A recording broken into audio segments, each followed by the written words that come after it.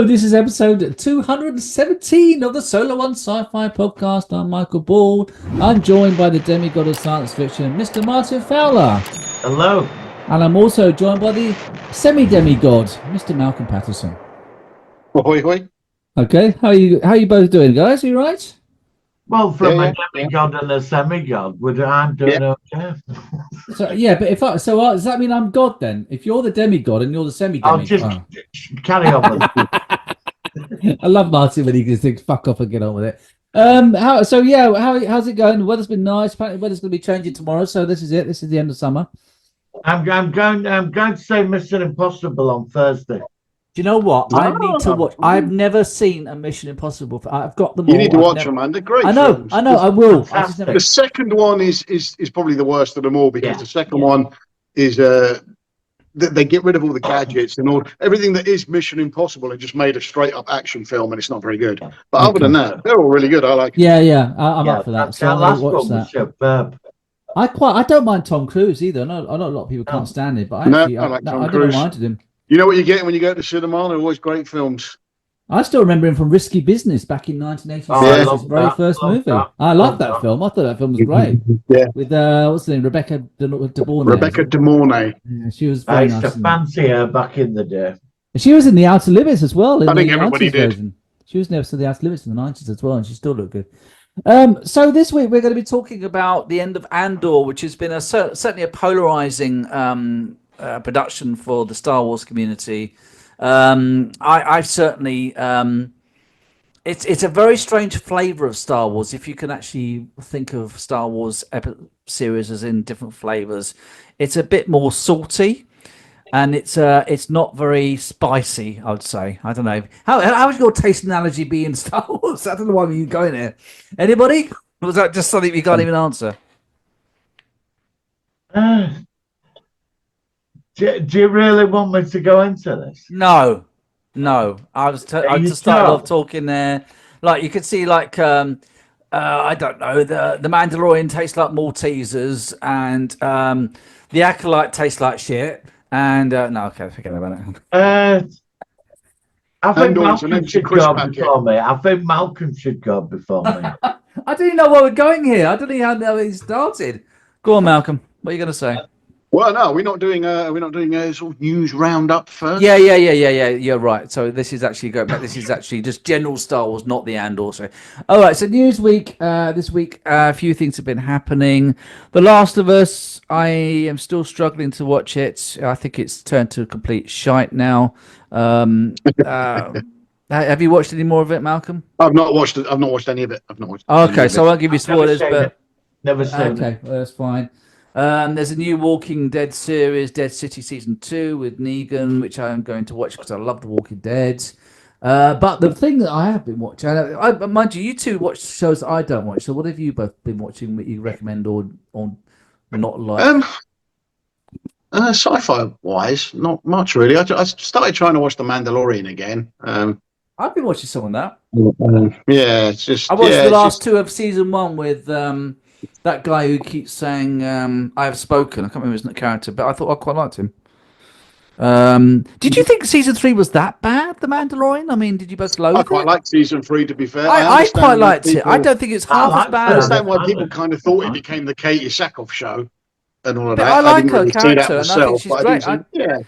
I didn't mind it. I think it was weaker than the first two, but I still think it was relatively respectable. But again, to me, it's a series that needed 24 episodes. We don't need to see 3 seconds of Grogu training. We need to see loads of it, and we need to see the Grogu. I know he turned down working with Luke, but let's see him come out with his own fucking lightsaber. He's fucking built. Start to show some skills. He's a mad, Mandalorian nightmare with a lightsaber and the Force on his side. That's what we really wanted to see. But I think Mandalorian, they just pissed away a massive opportunity, and it's because we're into this 8 to 10 episodes a season. Some guy said to me on Facebook the other day, he goes, well, the production is so difficult on shows now. And I said, fuck, it's so much more streamlined now. The days of cast members hanging around all day on the off chance they might be used or not have long gone. Now you turn up for the hour and a half you're needed, film your bit. That's it, and they piss off. And all that is so streamlined now. And then you think about the old shows. You wouldn't have that. the Star Trek shows and everything with 26 episodes a year. Like the good old days when we used to have 2 Star Trek series and we used to get 52 episodes of new Star Trek per year. How cool was that? I miss those days. Strange New Worlds is coming back on the July the 17th. A lot of people saying it's almost becoming like a parody of Star Trek with the comedy episodes and stuff like that. And I think there are too many comedic episodes rather than proper science fiction exploration. You would both agree with that? Yep. Which is I mean, I wasn't that impressed with season 2, to be fair. There were a couple of good episodes, but most of it was drivel. Bit sort of, yeah. Okay, I think I favoured it stronger than you, Malcolm, but I don't know. I still like Strange New Worlds. I think it's got a good cast, but I think one of the aspects which is its problem is that there's just not enough episodes per year, and I think that is a factor with a lot of these shows. Yeah, it's just it's not even like they're doing arc episodes. It's like taking a season of Star Trek, pulling out all the fillers. And the low budget, and then making that your 8 episodes for the season. That's kind of what. Well, yeah, but they're talking about this new genre of Star Trek series. They're talking about doing a Star Trek comedy series, like a sitcom. With that character Mariner. One of the characters from Lower Decks. Mariner, is it? I can't remember. Yeah, I don't want that. I don't want a Star Trek. I like sitcoms, but I don't want that. And it's like somebody on YouTube was saying that people. I think it might have been Jay on Sidetrack or the Tachyon Pulse. He was saying that a lot of Star Trek fans, they just want Star Trek. They don't want a horror Star Trek or a kiddie Star Trek or a comedy Star Trek. Just a basic premise of exploration in the science fiction universe that we're familiar with obviously some quirky episodes. Which again, the problem is, as it always is, with all the big Star Wars, with all the big players like Doctor Who, Marvel, DC, Star Trek, Star Wars, the same thing is the guys making these shows know that we aren't going to be around for much longer. We're not there. They need to get the new viewing audience in. They need to cater to the younger viewers because those of us so you're saying that in 30 years' time we'll all be gone? Is that what you're suggesting? Yeah. Basically, we'll be gone, and they'll have no viewers left because that's a depressing thing to think about, isn't it? Isn't that morbid? Unfortunately, if you're a network executive, that's what you have to think about. Because your job relies on it. Malcolm, it's only Tuesday. I don't mind you coming out with that on a Wednesday. It's only Tuesday. Thanks a lot, Malcolm. If he'd have recorded this on a Friday, it might have been a bit more bearable, eh, Martin? Yeah. We won't be around the next 30 years. Yeah, because we are back in the days where we used to have milk floats outside and It's funny actually. The lemonade van. Yeah, and where we used to say dust carts instead of bin lorries. Oh dear, I do. That's really an insult to us fans, though, isn't it? We're going to be too old, and we're going to make it so that it's no longer digestible because it's the wrong dynamic. It's not as much as too old. It's just they need new viewers. They need the turnover. They need to get new news. They don't want to be 20 years from now and no fucker watches TV anymore because youngsters have grown up thinking it's a pile of shit. But can't they make it so that it's accessible to both older and younger people? You'd think so, but the kind of people that can do that are dying out. Look at Terry Matalas. Look what he do. Look what he do. Right, it's like Harlan Ellison. Those kind of guys. Jan, what's her name? Jan Espenson, and these kind of writers. They're just not really around anymore. The ones who can write just really great stuff that appeals to everyone. Talking of demographics for another long-term franchise, Doctor Who. We haven't talked for the last couple of weeks. Obviously, we saw the Interstellar Song Contest was the most recent one, which was I didn't mind it. Now we both, I think Martin, you texted me over the weekend saying that you thought this one was quite good. You didn't mind this one at all, did you? Right. Go on, or is that? Or have you changed your mind now? No. I'm gonna say I watched a couple of reviews after on YouTube because they were up straight away. Yeah, you do look at them, don't you? Yeah. Yeah, and I watched 1 or 2 reviews, and the people weren't happy with it. And I won't say who it was, but they said it was full of it. I mean, they put it in there from A to D, haven't they? You mean the messages, you mean? Yeah. Yes, and from the minute it started, it was bang on. But what they did was they were very clever. They moved at such a fast pace with it. They kept this pace going. you weren't really thinking about it. You knew it were there, but you didn't mind it. Because Just very quickly, what messages were in it this very week? quickly. I've not seen any of this kind of messaging stuff, and then hardly any of the seasons. There's been a couple of mentions here and there, but I've not seen it rammed down your throat this season. I mean, no, it didn't bother. I mean, I'm not bothered about the message because, like you said, we've just answered the zone question. This doctor is this generation's doctor. There's a lot of them that love him. I don't know about that. I don't know about that. Well, on some of the Facebook groups, I was reading the comments on my phone, and a lot of them, loved it. It might It was go. pretty polarizing. Well, it probably goes back to what Malcolm's just said about we're the older generation, and Doctor Who's not made for us anymore. That's why I was open to it. And to be honest, I didn't mind it. And the best thing I liked in it, what really scene I like when he punished that guy. Because I love it when the Doctor's darker side comes out, and I that was I didn't mind that. I think he did cry again though. Really did he cry this week again? Did I see a tear at one point? Somebody said he did, but I don't remember. I thought I saw a tear at one point, but I can't remember what scene it was. Was it when he's thinking about Susan? Because Susan came back in a flashback, or yeah, I don't think you saw the old single tear. You might have seen a tiny little bit in his eyelid, but I don't think you saw the actual tear. But I mean, yeah, the reviews I saw polarizing. People either loved it or they fucking hated it. Yeah, I think it was a polarizing one. I didn't mind it. I didn't love it. It was all right. And oddly enough, when you read them, the people who love it aren't explaining why they love it. It's just, it's brilliant. You love it. It's the greatest thing. And the people who really hated it didn't really explain why either. They just said, "Oh shit, still just shit, just dribble." And it was only the people in the middle of the road that gave any kind of real review or opinion on it. Yeah, I think the first episode of this series was terrible. That was the weakest of the lot, wasn't it? But after that episode, this series has been an improvement every week. What did you think about It's risen to mediocre. I'll give it that. Yeah, it's not the best. I've seen better. But it's kept it just above the line.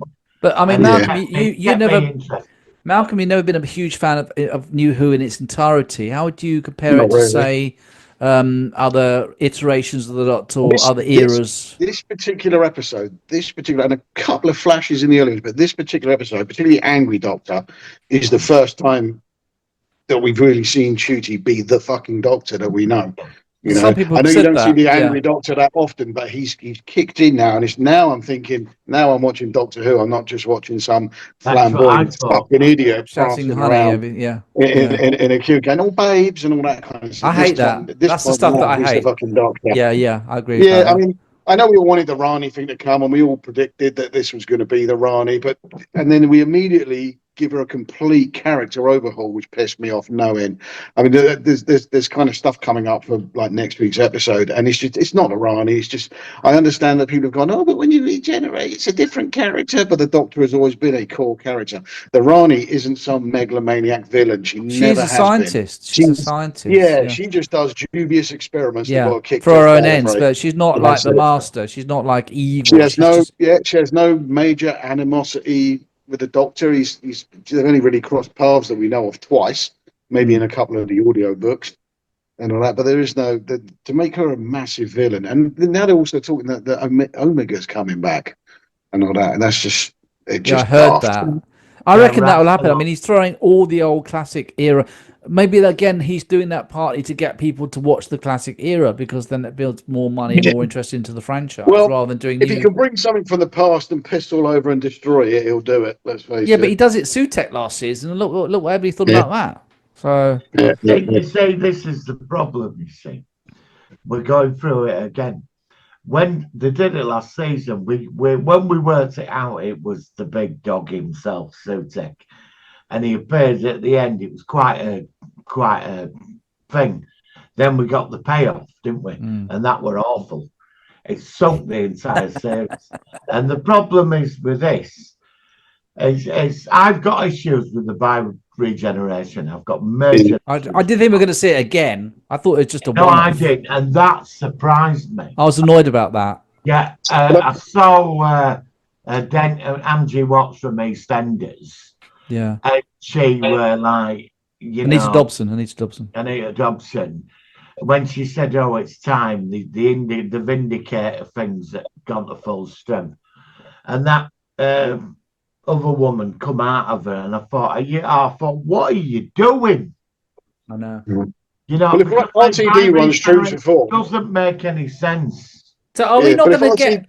Are we not going to get regenerations anymore? Is it always going to be no, by? it's always going to be this shit now until someone Well, else that's takes the over. the But whole point if of he runs true to form, RTD, what he's going to have done is he's written the whole thing to lead up to that one fucking wow moment. I'm the Rani, and everything from here on is going to be some wet fish flopping piece of shit because that's all he ever does with a cliffhanger. He writes these great things, a brilliant Then it all cliffhanger, and then the turns to next shit. week it's just That's where's your what I resolution, think's mate? gonna You don't know what happen. the fuck you're talking about. And we've now That's got what another I think's character. gonna happen. We've now got another character with a sonic screwdriver. The Doctor invented the sonic screwdriver. What did he do? Take a pattern out to the point everyone in the fucking universe has got one. Maybe it's But like Thingiverse. You could 3D print it or something, and he sent it out on a website or Well, something. But the bi-regeneration thing, it's not making any sense. I don't like it. Because like, so we've got David Tennant running about somewhere. As you know, so what happens to him? Does he regenerate? Does he bi-regenerate?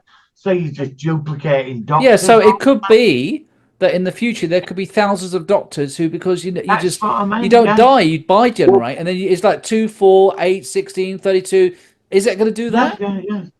there's loads of people on YouTube now saying that Tutti Gatwa is going to become the Valiard, which is obviously bullshit. God. And let's hope not, because the No, Valiard he was was supposed to arguably one be. of the worst characters in fucking Who history. He's supposed to be in between the 11th and 12th Doctor, the Valiant. I don't remember. No, that. he's supposed to be in between the 12th and final regeneration. Sorry, you're right.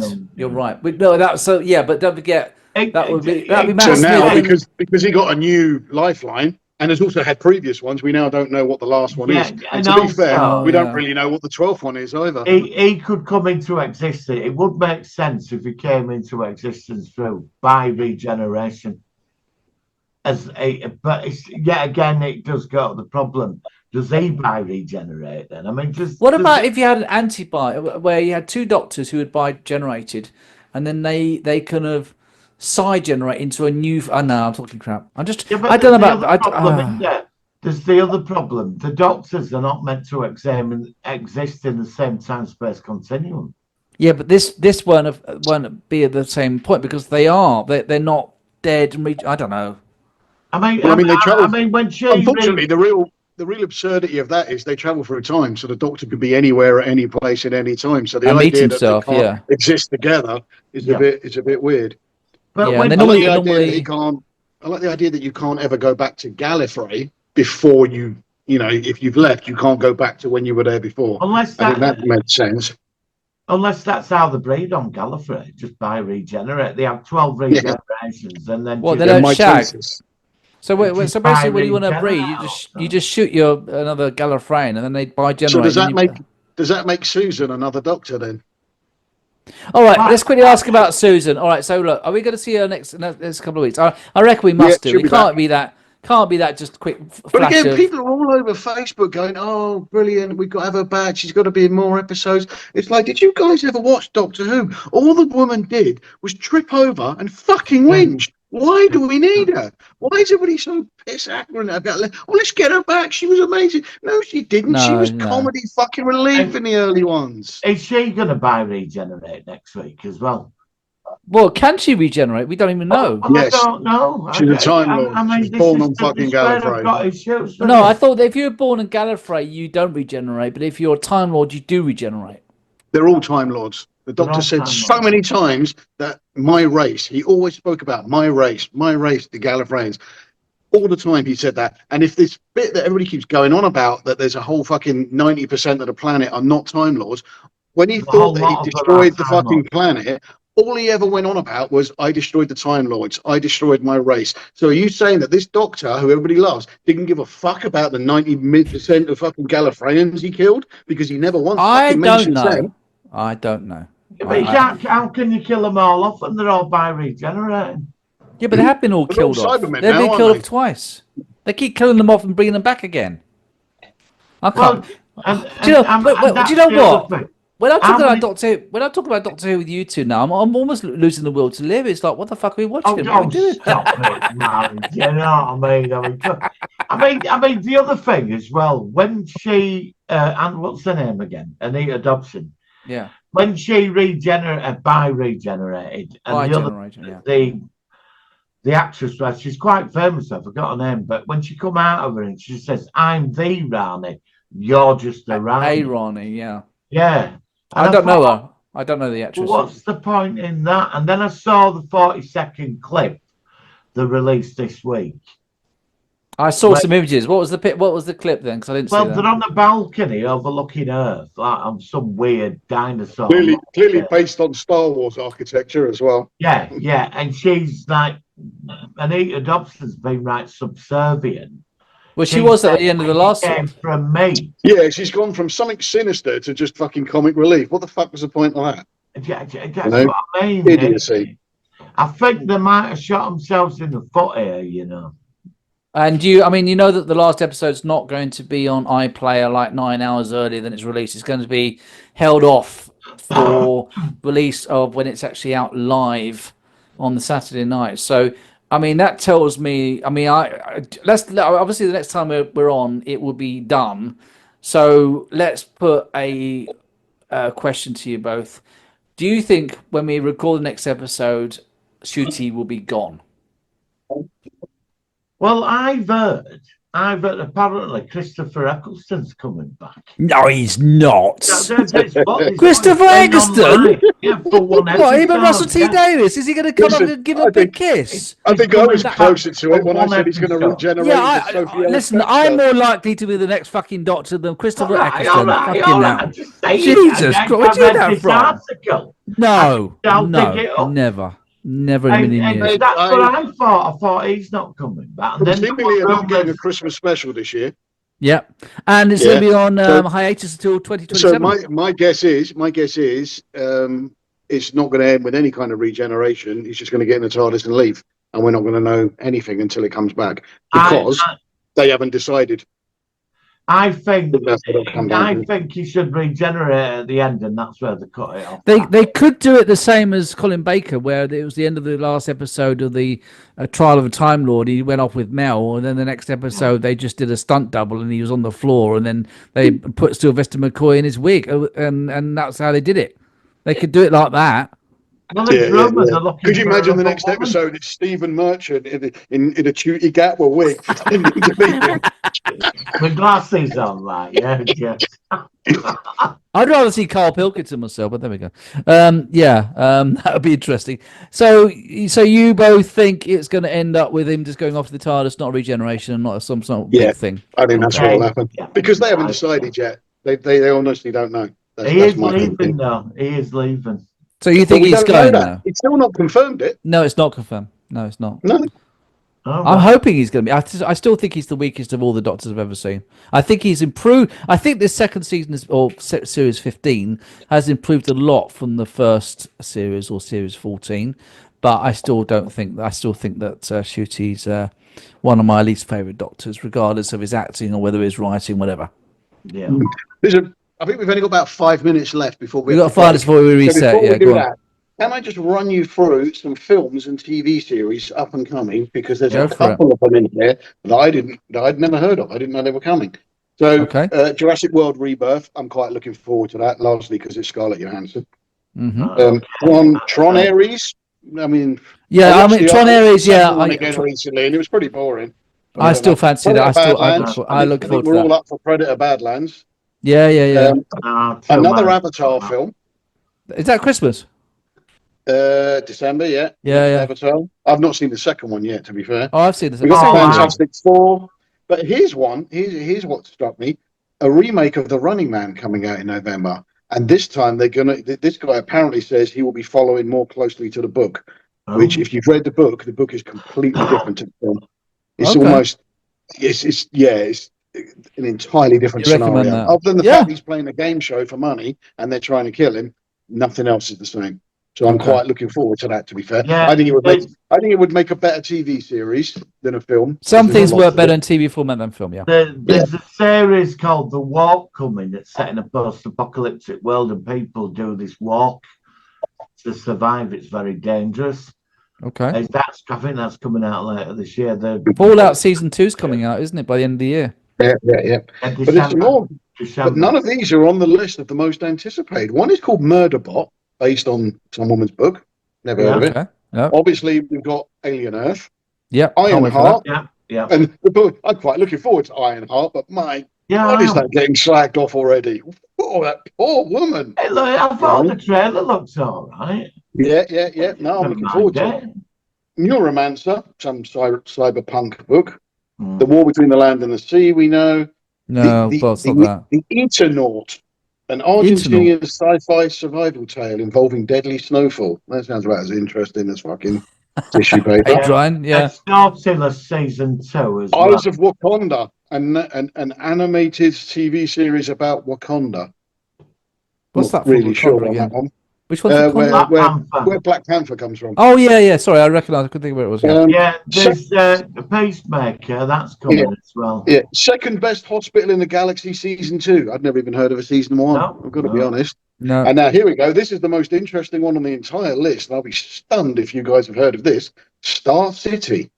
It is a spin-off from For All Mankind based on the Russian space race. I've still not seen the last season of For All Mankind. You've got to watch it. It does sound interesting, though. Yeah, I did like it, but I didn't get into the last season. I watched the first one, then I tailed off. But there's a spin-off. That's a new TV series. Yeah. I will watch that. How they do that, given that we know certain things are going to happen. Yeah. Foundation Season 3's out this year as well. What is? Gone back and watched the first two, yeah. It's fantastic. It's absolutely fantastic. Foundation.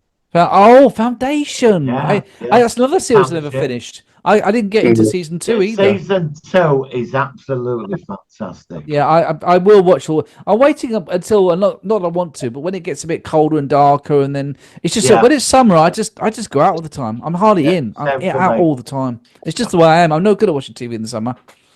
Which is why I always think it's weird that shows like all the stuff that we've been watching recently, it's all like while the weather's been great, and all this stuff should be on in like November, December. Yes, and that's because they know.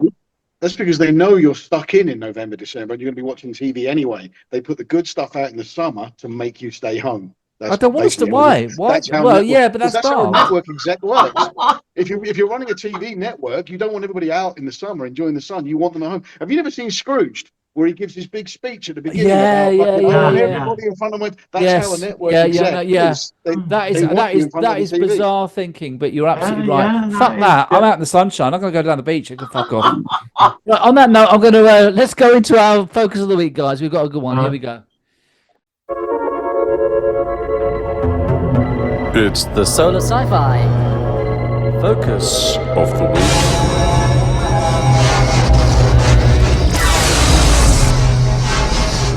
Okay, so we have just finished a series from the Star Wars franchise, a series where some YouTubers, big YouTubers, actually the biggest YouTuber I can think of who is a Star Wars fan. I'm not going to say who it is, but you'll know who he is. He likes to sell lightsabers and things like that. He didn't even bother finishing the show. He watched the first 3 episodes because they were released in 4 3-episode clumps. And he's just dismissed it, and I think that in some ways that's quite surprising because I would have thought if you're the number one Star Wars fan, even if you're not into it, you'd give it a go or finish it off. So I digress. We are talking about Andor season 2, a series which is a very strange one because Martin and I, when we reviewed it, must be about 2 years ago now. It's quite a long time ago because there's such a big gap. We were pretty underwhelmed, weren't we, Martin? Yes. That's all you have to say about it. But we have mellowed a bit since then because we both rewatched it and we did enjoy it a bit more. I'd like to have a moment's silence for Cyril. Okay. This doesn't make for very good audio, but okay. That'll do. Right, that's enough of that. Cyril, poor Cyril. All right, so season 1, we laughed at Cyril, we laughed at his mum, and Cyril and his mum were back for season 2. and but he got a bit of action with Dedra, which is so it was not bad this season for him. So how do you want to proceed? Do we want to just talk about how we like I said, did you all right, let's just ask, what did you both think about it generally before we focus on it? Martin, let's ask you, because I haven't really talked to you too much about it since the last time we talked about it. So you finished it now? Go on. I know the YouTuber you're on about. It surprised me, actually. I thought it would have gone to the end, actually. Yeah. That surprised me. That to drop I out. think that does, it does. I'm sorry, but it's been a lot of people are very pro it, and a lot of people have been saying a lot of good stuff about it. So I think that's he's lost out, or he or she, because I'm not trying not to be specific. Because, you know what I mean? Because what was interesting, when we reviewed it 2 weeks ago, we were the three of us, we weren't impressed. No. 2 weeks. It was all over the fucking place. It was everywhere. There was no story. Characters were just pointless. And it still carried on like that even in this.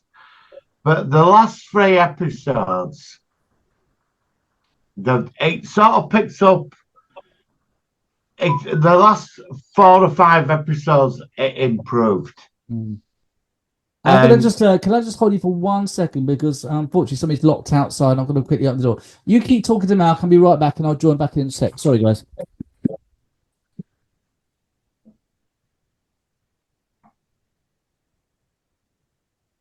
Malcolm, speak Yeah. to me. Yeah. Well, I don't know, man. It started off bad. It didn't really pick up. I mean, they were just the cast. I like all the cast. I like the characters. I think they did really well. I think the set design's fantastic. But just where was the story? Where was the fucking story? I don't understand. Where was it? I was watching it, right? I was watching the last episode, and I touched my screen to get the trying thing, and I think, right, there's 20 minutes left of the last episode. Yeah. 8 minutes of that is probably going to be credits, because that's how this show is.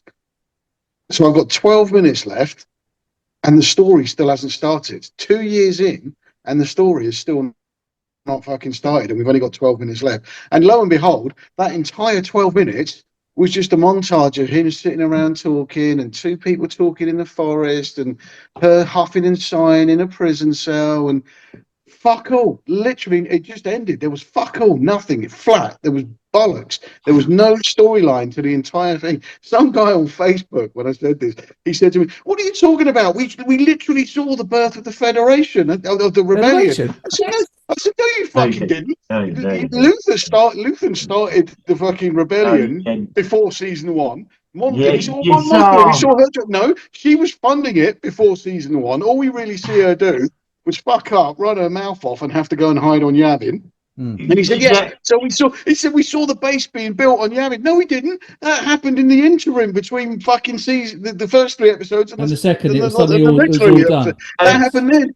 Fucking what happened? We got in that last bulk run that you're saying, we got 1 whole episode that was literally silly bollocks breaking into a hospital to kill Luthen, and that was it. That's all we got in that entire fucking episode. It was rubbish. I don't understand why people think it was great. It's like, what have we said? Nothing. We've seen nothing. We don't know any more now about the birth of the rebellion than we fucking knew before. Nothing. The people they should have focused on was Saw Gerrera. We should have seen him. We should have seen how they broke apart, why he got paranoid, why he fucked off, why he turned against them. It should have ended with Mon Mothma and Luthen going at each other. She thinks he's going to kill her. He thinks she's going to kill him. And she just beats him to it and kills him first. And she takes over the fucking rebellion. That's how it should have been. I mean, Andor does nothing. 3 episodes of him handcuffed in a fucking in a ship. The next bulk of 3 episodes, he goes to Gorman and has a conversation with a woman. And then the next bulk, the guy said, "We saw the massacre as a pivoting thing." No, what we saw was Andor, thick as shit that he is, stands there seeing troops. Oh, troops are coming over there, and they're blocking stuff over there, and they're ushering everybody over here. Oh, and there's a sniper on the roof up there. 20 fucking 30 minutes of the cunt walking around, not realizing what's going to happen. He should have been out. He should have been dead. How the fuck they close? How the fuck did anyone get out of that center? What stormtroopers just said, right, we're killing everybody except you guys. You guys can get out because we need you for exposition later on. Let's carry on killing people. And this moron, this Andor, this great hero, just stands there. Okay, troops are coming in. Snipers on the roof. Oh, this is not looking good. 50 minutes of him looking around. Fuck off. It was shit. Do you know I found in the Force healer woman on Yavin when she started going on about people carry things with them, it defines them, but he's got to be in a certain place at a certain time. And I'm sat there thinking, yeah, he's going to get done by the Death Star, right? Then my favourite, greatest character who was completely, utterly fucking pointless in Star Wars was Cyril. Cyril, who spent 2 years of his life obsessing over Andor, obsessing over this guy that ruined his life as a security guard. Never even fucking met him. Right? And when he gets the chance to shoot him, he just stands there looking at him. Yeah. If that was me, that would have been like, fuck you, fuck you, fuck you. And then we got to bit like where Andor's going to shoot Dedra, and he hits him and he kicks Livy. And I was surprised that Cyril could do. Cyril lost the plot and went mad with him. And Andor said to him, like, Who are you? Who are you? Who are you? And he was like, you've ruined my fucking life. And he said, did you think who that are was... you? And then a laser bolt killed him and he was done. But did you think that... Dumb. What did you think about the fact that Andor didn't know him? What did you think about that? Did you think that was a silly idea, I thought or that what? was absolutely fantastic scene. That was a great scene. You know, was as you a say, It was a payoff, wasn't it? It was a good payoff. I don't even know who you are. Brilliant. Paul Cyril has been obsessed with him all his life. Finally got to him, and he said to him, "Well, who are you?" Like, what? Who am I? You, my entire existence been focused on you. And he's like, who are you? And he got done. And then what annoyed me was I found Dedra's character completely pointless by this stage, because it was like how the information of the Death Star got leaked out was all because she got into them hard drives, some files or something, didn't she? And kept some files. Yeah.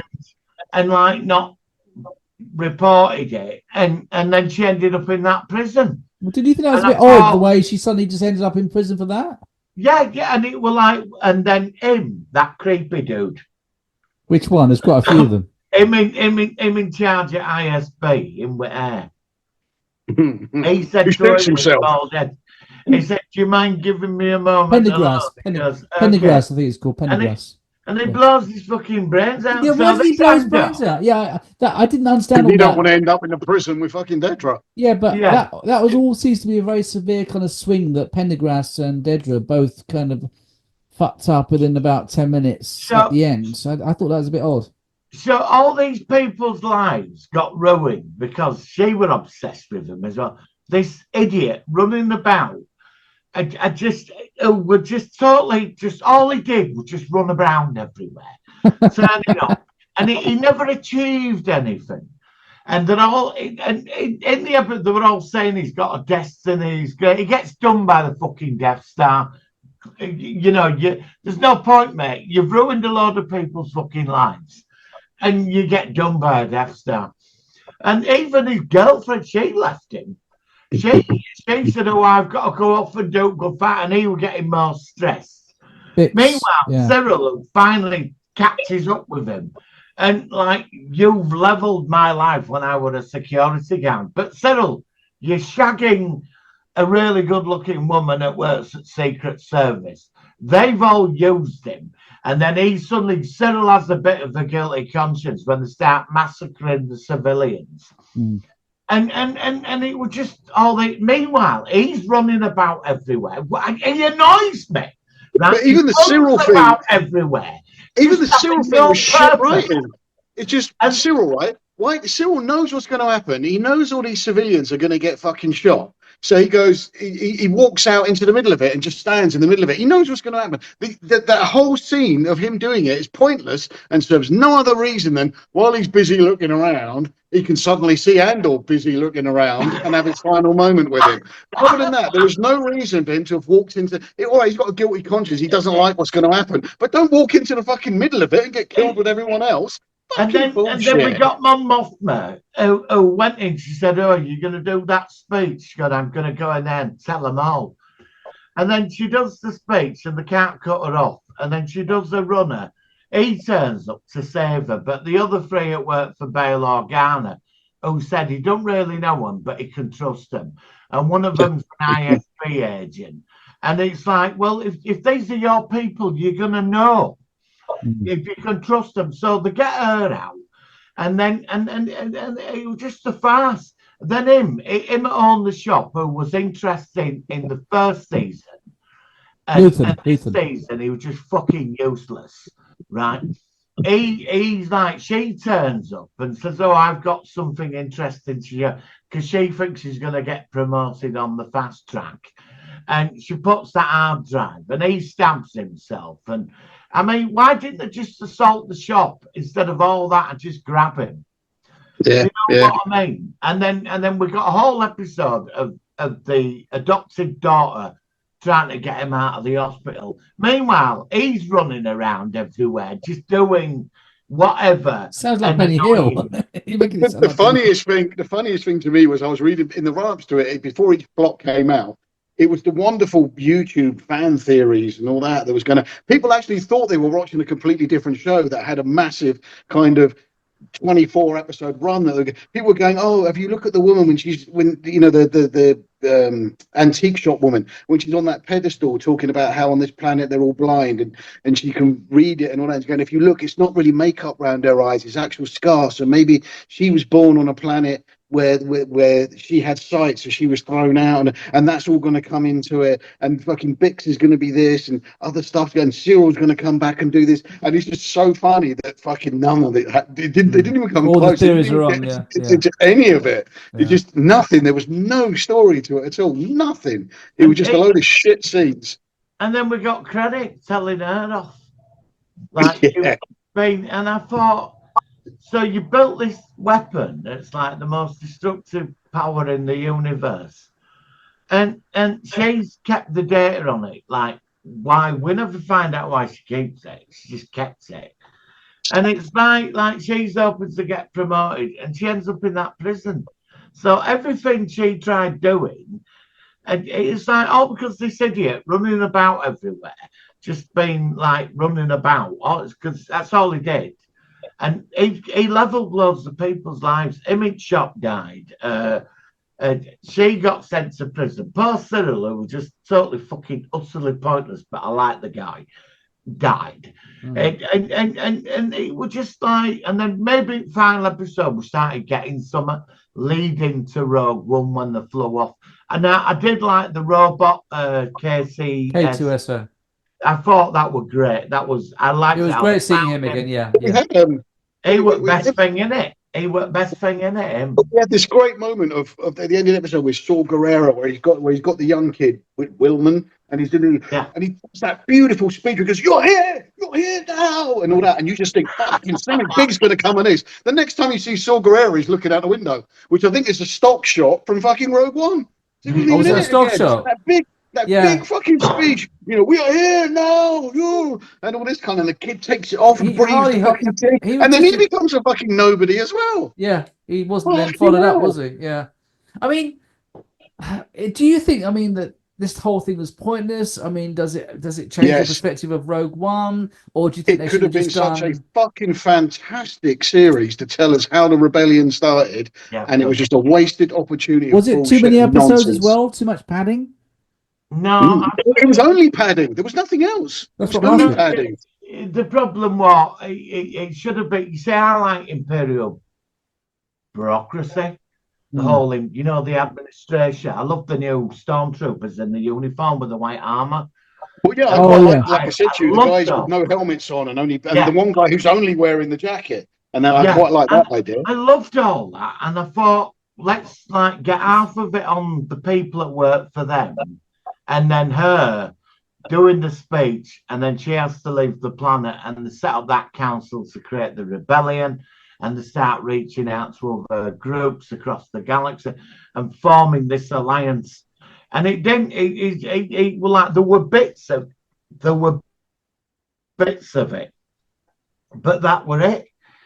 You know, If you go back could have been a to, masterpiece. It should have been. but if you go back to Battlestar Galactica, the reimagined series, when they're trapped Yeah. on New Caprica, and you get those 3 beautiful episodes of like the shanty town, and you got Colonel Ty, who's now got the one eye, and he's fucking Yeah. driven and sending out fucking suicide bombers because I'm not fucking giving up. And then the president is trying to like, you're sending, but you know, that's not the way to do it. That's what we should have seen between Luthen, Saw Gerrera, and fucking Mon Mothma. It should have been scenes like that of Saw Gerrera going, no, I'm going to do it. And her going, we can't fucking, this destroying people is not how we're going to win this. And that's why he fucks off. And then her and Luthen are like this until she realizes Luthen's going to bump her off, so she fucking does him first. This is what we should have seen. It was just, it's got to be the most wasted opportunity of a TV series I've ever seen in my life. Well, I mean, he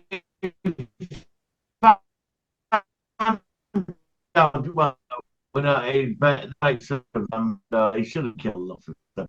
I love it all immediately afterwards, and there's a great thing where he has this argument with, I've been in this fight since I was 6 years old. What? So at the end of Andor season 1, when you asked Luthen if you were only 6 years old then, so you were only 7 when you died. It's age different in the fucking Star Wars universe.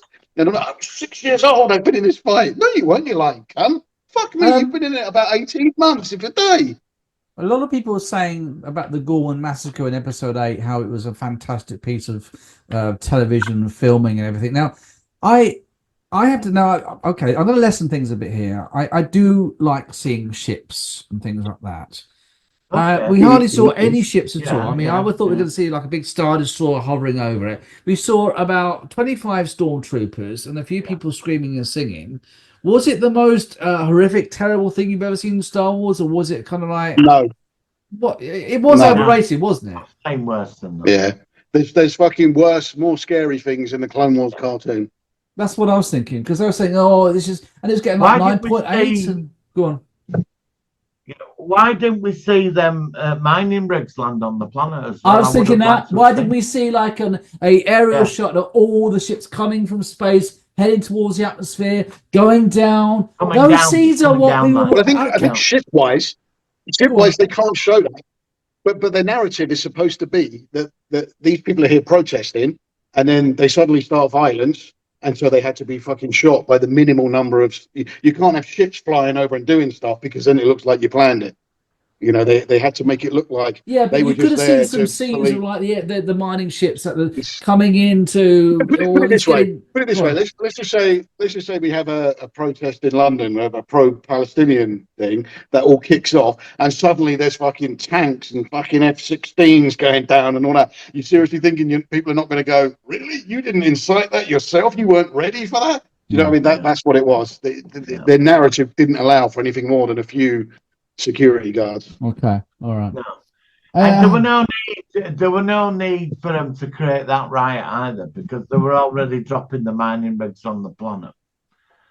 And they could have just took the population. You know, that were another thing. Like Dedra, who was in charge of the operation. It was like it were all pointless. There's so much in this that were pointless. I mean, there were moments where it was good. Don't get me. There were certain things, but Cyril's job was to incite that riot. That was his job. He might not realise it, but that was his job. Yeah, he didn't realise it until So we should have seen him doing that, or at the very least, when he backs out and doesn't do it, there should have been other Imperial people in there inciting it. Go on, fucking throw the rock. Go on, shoot that. Make sure you go in armed. Yeah. People ready to fucking kick it off. But nobody. We just relied on the fact that they were going to kick it off themselves. That's what I mean. It's like the old thing of it. It was like Andor. They could have just done a series about setting up the Rebel Alliance. Because I think in this, you couldn't. What's that expression where you were like, you sort of adopt the characters, you get into the narrative with them, and you're following their journey. I just don't think you got that any connection with the characters. Number one, you know what's going to happen, so you're not connecting with anybody. And I think that's where they made Sol Guerrero was the one probably character I did. I wanted more of him. But we didn't get much from him. It's even like the stupidity of it. In the first season, we're led to believe that Mon Mothma's been bankrolling the whole thing by stealing money from her own account, however that works. So we're supposed to believe she bought all these X-Wings, she bought all these shuttles, she bought all them. What we should have had was an episode where, I don't know, they help a fucking planet out and the X-Wings are their fleet. So they adopt them from a planet they fucking helped as part of the rebellion. That's where they get all their X-Wings and all their equipment from. And what about her husband? What about that fella she was? What her husband? He sat in like a flying limo at the end as if nothing. Yeah. He got off with the wife of the guy who got killed.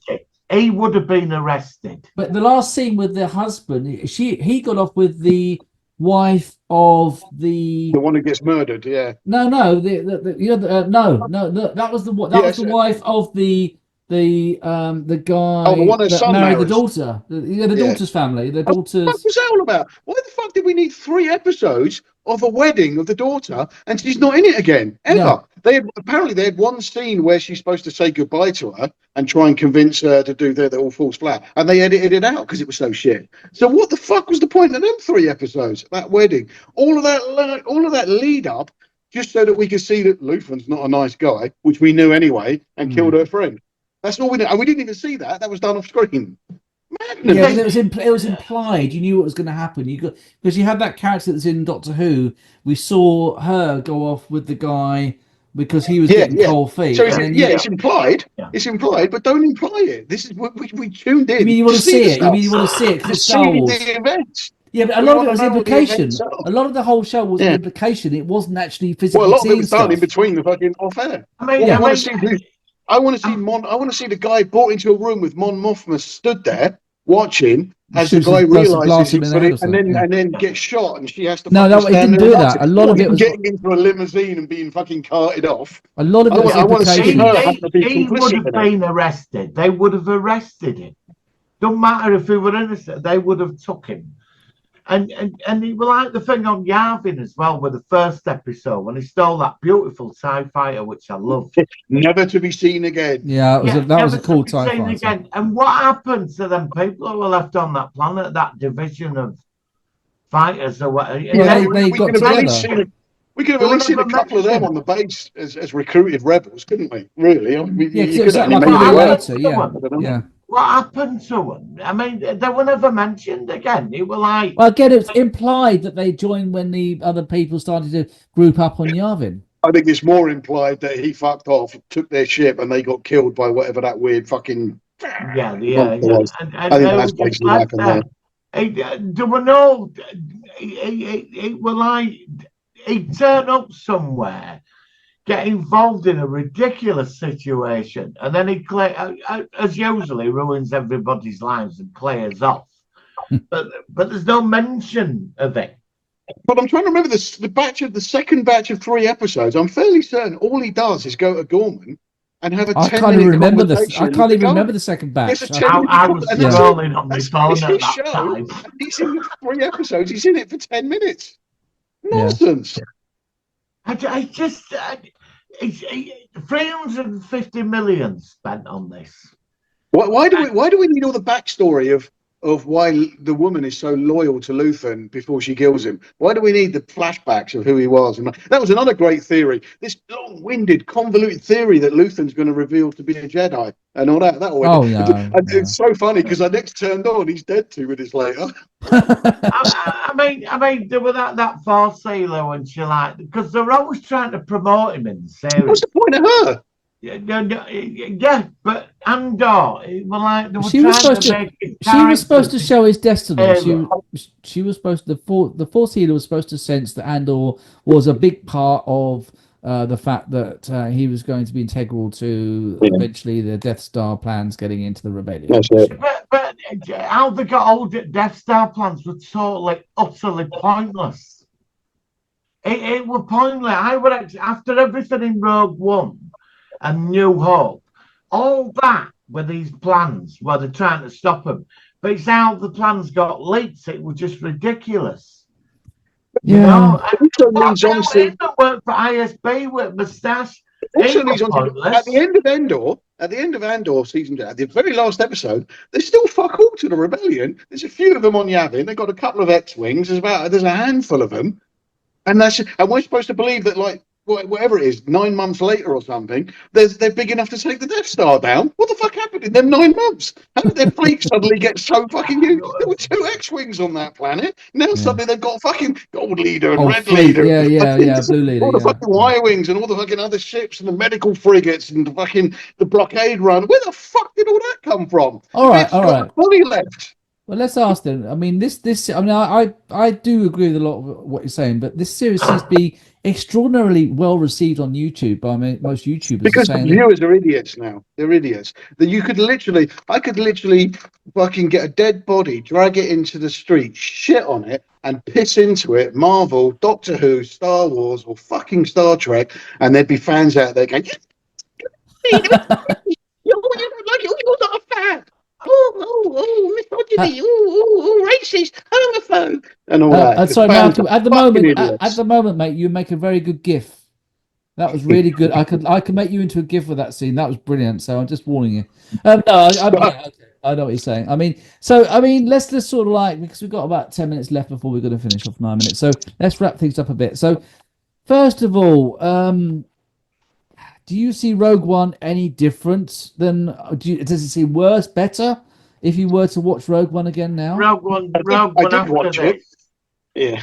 Rogue One. It's still good. Kind of one off. It should have been. I would say the only thing that really changed for Rogue One, and it's a minor thing, and it probably didn't even change that much, is it kind of, for me, removed any kind of romance between Andor and Jyn Erso at the end. That's just now it's just his missus is off on another planet. He's not trying to bang Jyn or anything like that. Not that we see any of that in the film, but before there was kind of alluded to romance. Yeah, there was now it's just a hug between 2 people who know they're about to fucking they're toast, basically. Yeah, it was so that's about the only thing that really changed. Okay, all right. And would it have been better? I mean, most of these Star Wars series are very short, 8 episodes per season. Okay, the first question: Mandalorian or Andor? Which do you prefer? I know which I prefer. I'm gonna say Mandalorian, but not by much. Mandalorian just had some better stuff in it, but it also had some dire crap in it as well. Okay, Martin? Mandalorian. Yeah, Mandalorian for me too, because a lot of people are saying that Andor is the best Star Wars series ever, and it's. I know that you and me gave the first season a second chance. Would you sit through all this again? I think, but there's nothing to sit through. No, I know, but I would say, because obviously Martin asked, I would say that I would give it. Now that I know it was lower than my expectations. You know, I wanted to see more of the proper Empire, like blowing up planets and all sort of. I'm sorry, I know it's less adult orientated, because everybody's saying this is the most adult Star Wars series. Well, if it's the most adult, does that mean that most adults are boring fucks then? Because I mean, I want Star Wars. Star Wars is more about action. Just very quickly on Rogue One, there was something else that really fucking tickled me on Rogue One when I watched it again. What? Was the whole bit where the Star Destroyer's lost power. We need to take the shield down. Call me up a hammerhead. I've got an idea, and then he uses the hammerhead to push the one Star Destroyer into the other one that crashes into the big ring. Right now, I was kind of worrying about the physics of that, and I'm thinking, okay, so there's no air pressure. So I'm thinking eventually that hammerhead probably could do that. You probably could. But then I thought, so smashing something into that fucking ring is all it takes to take it down. Why did you need the Star Destroyer? That hammerhead walked away from that unscathed. Why didn't you just crash the hammerhead into the fucking ring in the first place, break the shield down, and then fly off? Could it be you could have done that before the fucking Death Star arrived and been out of there, and everybody'd still be alive. It's called a plot hole, Malcolm. All right, out of 10 then, guys. What are you going to give this one? I think I'll start this time. I'm going to give it a 6.5. What, the whole of Andor? Yeah.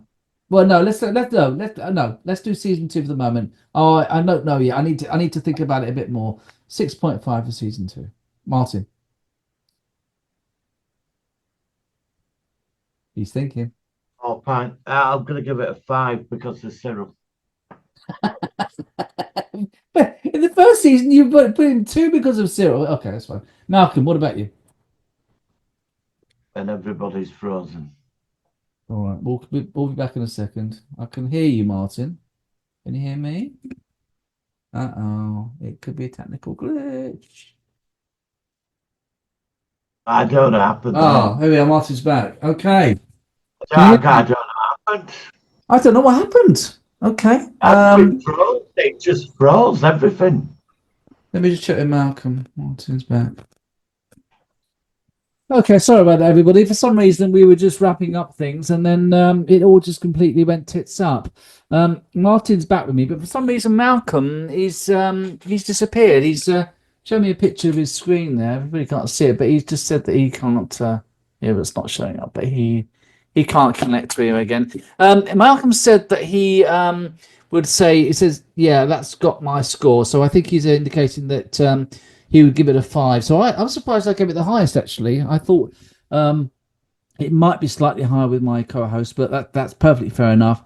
And we've got to ask whether we would have it in our collection. Malcolm says, as a completist, yes. Will I watch it again? Unlikely. Yeah. So he would have a copy of it. Now, I will give it another rewatch because I still think... You're a braver man than me. No, I will. I'll need a bit of time out of it, but Okay, so I would have it in my collection. Would you have it in your collection? Yes, I would, yeah. I don't think I could go back and watch it again. Okay, well, after all these technical issues for the last 20 minutes or the last 5 minutes of the podcast, which is really annoying because we were literally just wrapping up, I'm back to say goodbye, basically. Martin and Malcolm are gone. Martin did come back, but then disappeared, and Malcolm already disappeared previously. Malcolm said that he would have Andor in his collection, but he probably never will watch it again. And he rated it as a 5. I think he said the same as Martin. I rated 6.5. So, yeah, I think that this is a series where, for me, you have preconceptions about what to expect, and I think those preconceptions are based on familiarity of everything which has come from the Star Wars universe. And it, like the Star Destroyer behind me now, you never saw that. You saw one. I'm a ship guy. I like ships, and you didn't see much of that. I know that's not the base of the series, but that's what I really missed. I think in subsequent viewings, which I will do, I think it'll be better now that I know what to expect. And I hope you liked it. I don't quite know why it's quite so highly regarded by people, but it is. Yeah, there's nothing much more to say about it, really. It does make me want to just put Rogue One again, because Rogue One is good. And Rogue One, when I came out of the cinema, when it was released about, 9 years ago, I loved it. I was blown away by it, and I thought it was so good. I still think it's good. And if anything, it makes it better because it has some bloody action as well. And that's what... I know it had action in Andor, but it's just... I don't know. It's just something that wasn't quite Star Wars for me. I can't really define it. It's just something was missing, but I can't quite pinpoint what that was. Anyway, that's pretty much it. I'm going to leave and be back in 2 weeks with Malcolm and Martin. We're going to review Doctor Who season 2 or series 15 or series 41, I think it is, or series 40. I think it's 41 now. Because we would have seen the last 2 episodes. Yeah, hopefully it'll be okay. I mean, this is it for Doctor Who until 2027, which is quite, well, it's not that long of a gap, but it's long enough, isn't it? You know what I mean? We have, I think it's the longest hiatus we've had since Doctor Who came back in 2005, and it does remind me a bit of the hiatus we had at the end of Colin Baker's first series, when Michael Gray and everybody else really wanted to put the brakes on it. Hopefully it'll be all right, but you never know. So thank you if you checked it out. Hope you enjoyed the actual podcast. We'll be back in a couple of weeks. And until next time, even though I'm on my own, live long and prosper. Before there was hope in the galaxy, there was Andor.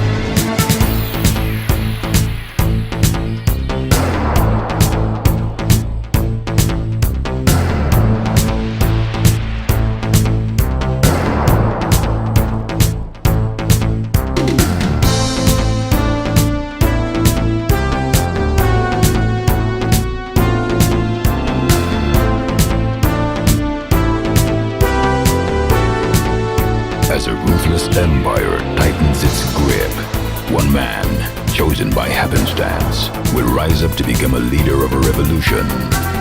He is a new kind of hero for a new age. His name is Andor.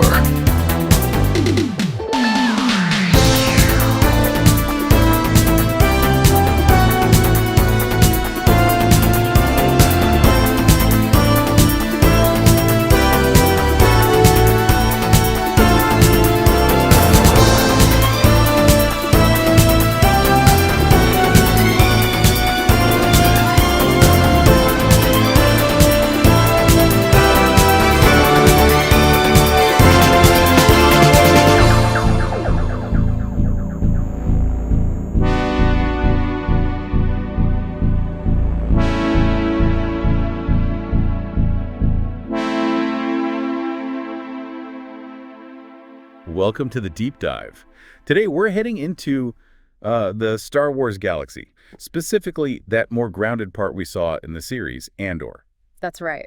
And our guide for this exploration comes from episode 217 of the Solo One Sci-Fi podcast. A pretty lively chat they had over there. Oh yeah, definitely opinionated. It featured three, self-described sci-fi fans, Michael B., Martin Fowler, and Malcolm Patterson.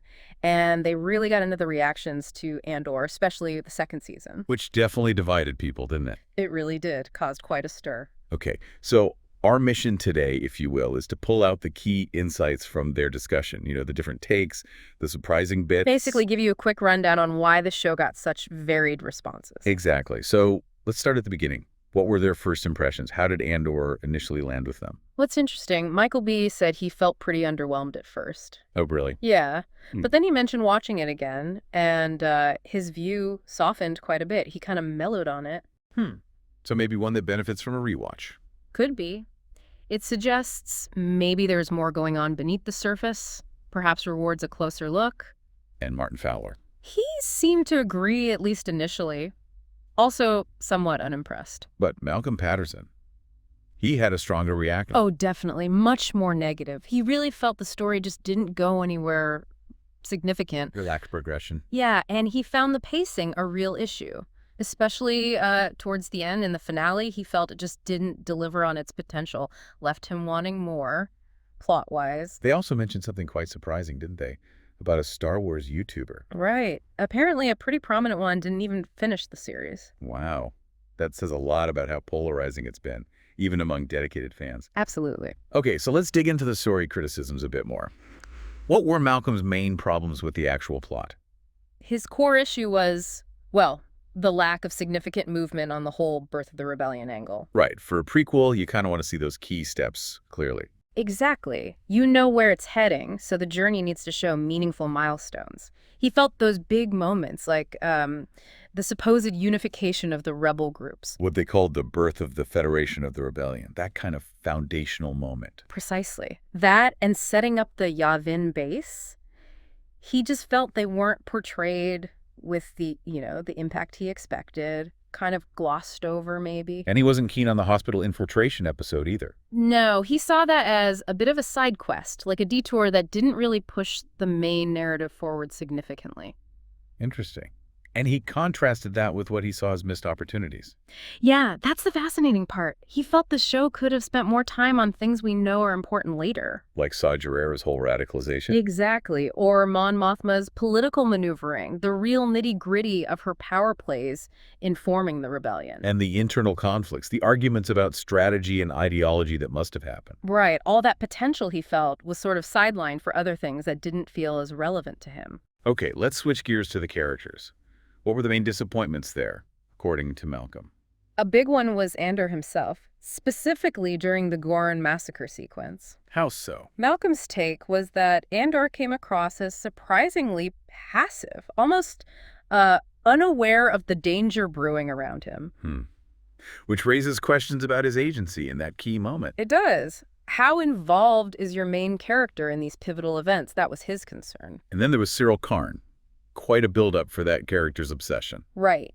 2 seasons focused on his hunt for Andor. And the payoff. What was it? Andor apparently didn't even recognize him when they finally met. Oh. Yeah. Malcolm felt that, plus Cyril's very sudden death right after was just anticlimactic. Didn't feel like a satisfying conclusion to that whole arc. And Deidre Mero. Her storyline also drew some criticism. Definitely. Her sudden imprisonment and then that scene with Pendergrass. Which was quite confusing for a lot of people, not just Malcolm. Exactly. He questioned how her whole arc really fit into the bigger picture of the rebellion. It felt a bit disconnected, maybe. So the resolution felt abrupt and unclear. Yeah, the ending for her, with that Pendergrass scene, left Malcolm and others feeling like her story lacked a clear point or satisfying wrap-up. He also mentioned some other characters feeling underdeveloped or disappearing, like Andor's girlfriend. Right, her and Mon Mothma's husband, too.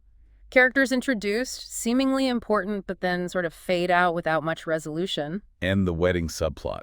That took up quite a bit of time. It did, and Malcolm questioned its necessity, how it really served the main story of the rebellion's rise. It brings up that idea of narrative economy, doesn't it? Making sure all the pieces contribute. Absolutely. Did every thread really weave into the central story effectively? That was his question. Okay, what about inconsistencies or maybe logical issues they brought up? One specific point was about Luthen. There seemed to be a mismatch in his age versus how long the show implied he'd been in the fight. A timeline issue in his backstory. That's what Malcolm pointed out, yeah. He also took issue with calling the Goran massacre fantastic. He didn't feel it was. No, he argued it lacked the scale and the emotional weight to really land as this huge, impactful event. Felt a bit small, maybe? He also had questions about the Empire's reaction during those protests. Yeah, he felt their tactics didn't seem entirely logical, even for the Empire within the Star Wars context. Okay. And another big one, Mon Mothma's funding. Right. How she was funding the rebellion early on. It raised questions when you think about Rogue One. How quickly a large rebel fleet seems to appear by then. Exactly. Does the timeline and the resource accumulation add up? That was a point of discussion. Plausibility within the established universe. So, thinking about Rogue One, did watching Andor change how they viewed that movie at all? For Malcolm, it seemed to diminish any potential romantic angle between Andor and Jyn Erso. Oh, interesting. How so? He felt their final moments in Rogue One, after seeing Andor, felt less like romance and more like, well, 2 soldiers sharing a moment before a sacrifice. A shared understanding of their mission. That makes sense. Did they mention anything else about Rogue One? Malcolm did bring up one specific plot point from the movie, you know, the Hammerhead Corvette pushing the Star Destroyer. Ah, yes. Ramming it to disable it. Right. He questioned whether that really holds up logistically within Star Wars physics and ship capabilities. It's funny how a prequel can make you re-examine things you maybe didn't question before in the original. Definitely. It shines a new light, sometimes highlighting potential inconsistencies. So how do they feel Andor stacked up against other recent Star Wars shows? Like The Mandalorian. It sounded like all 3 generally preferred Mandalorian, actually, though they acknowledged it has its own issues, of course. But overall, Mando resonated more. It seems so. The consensus appeared to be that Andor, while maybe aiming for something different, more serious, didn't quite hit the same mark for overall satisfaction for them. And what about the claim some people make that Andor is the best Star Wars series ever? Ah, yes. They tackled that directly. All 3 hosts on the Solo One sci-fi discussion explicitly disagreed with that assessment. Okay, so let's get to their final verdicts. The ratings for Season 2. Michael B. landed on a 6.5 out of 10. Okay. And both Martin Fowler and Malcolm Patterson gave it a 5. A flat 5. Wow. Yeah.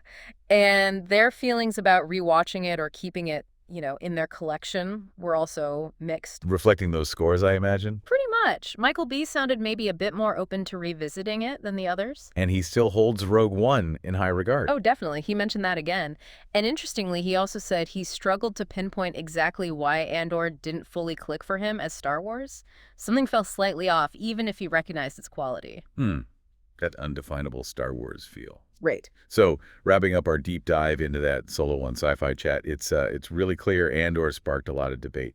No kidding. Very strong opinions on pacing, plot, characters, all over the map. Some really appreciated the more grounded flavor. But others definitely felt it was a missed opportunity, that it didn't quite add enough to the bigger Star Wars story in a meaningful way. It really makes you think, doesn't it? Yeah. Considering all these different, sometimes clashing viewpoints on Andor, what is it about Star Wars storytelling that really needs to be there for you? Yeah, what are those crucial elements? Does Andor's very grounded, serious approach succeed? Does it add depth, or does it maybe lose some of that essential Star Wars magic along the way? Maybe watching Rogue One again after thinking about all this might offer some fresh perspectives. Could be an interesting exercise. Well, thanks for joining us for this deep dive. Turn it up loud, feel the beat. Walk speed, engines, no defeat. Solo One, the pulse, the heat.